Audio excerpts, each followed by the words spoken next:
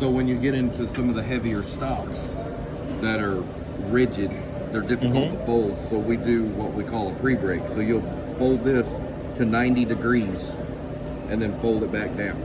You'll fold this to 90 degrees and then fold it back down. So when it comes to the flipper, it lets it up a little bit. And same thing on the glue tab. Just because this is a heavy sheet, we do a fan, we'll do a 90 pre-break on it, and then we'll fan this way. And this is make it softer, that way you're it loading can it. So you do this before you load it. So when it comes through, it's already kind of up. It comes in and it lets it bring it over easier. It lets it flip it back easier. Because when this stuff's really stiff, sometimes it's so stiff, you can't flip it up enough. So there'll be certain jobs, like the job we have in there now, the crash bottom. If those tabs were giving us trouble flipping back and they were wanting to stay open, pre-break. we would pre-break them, put them back in there. That way they would do it easier and simpler. So you don't have to. این مال من نیست، نمیدونم کی گذاشت، ولی این شته زبون بزن چی نباشه؟ نه اینکجت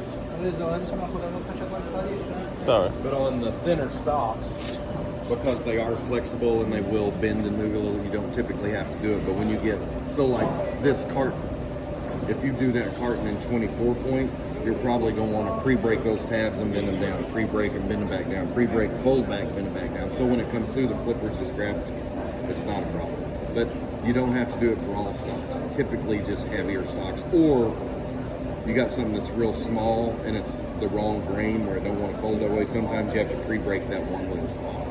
And then when you get into the crash bottoms like that smaller box, because those sometimes will go through automated packaging where they load them up and it goes in and it forms it and then the stuff drops in it and closes it. Sometimes your customer will want pre-breaks in there so the box opens up easier, because when you get that real stiff box that's glued together, you go to push on it, it's not gonna, it will bend. So you do pre-breaks so it'll pop open easier. Cool. There's some customers that require, that I've dealt with, some customers require everything to be pre-broke so they'll open real easy. The pre-break, then it's gonna be done manually by hand. Manual guy. Now, some machines like the 52i Pro Fold, it has, and I can show you a video, it has it's called a tab pre-break. So when it comes through, it literally folds that up and then it folds it back down. And then when it gets over, it'll plow it over and do all the stuff. But it's built into the machine as part of the tool. Some machines have pre-break tooling, some of them don't. This one does not have you could create a pre-break, but it doesn't have pre-break. I see. That one,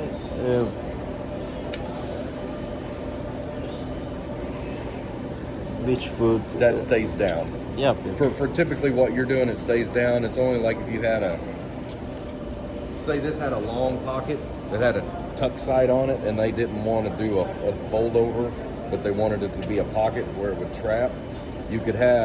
They could do a glue flap here, a glue flap here, or they'd run a full length glue flap. If they do a full length glue flap, you're just plowing it over, shooting glue and hit the flipper and bring it back and it's there. But if it's like two and they had a tab out here, like it was going to go in a folder and it had a tab that stuck up that said something, so they put it in sideways, this would be down to flip that one up. It would pop up to get over that tab, and then it'd flop back down and get the second one. So that's where this comes in. Because trust me, if it can be thought of nowadays, somebody's trying to do it. For sure.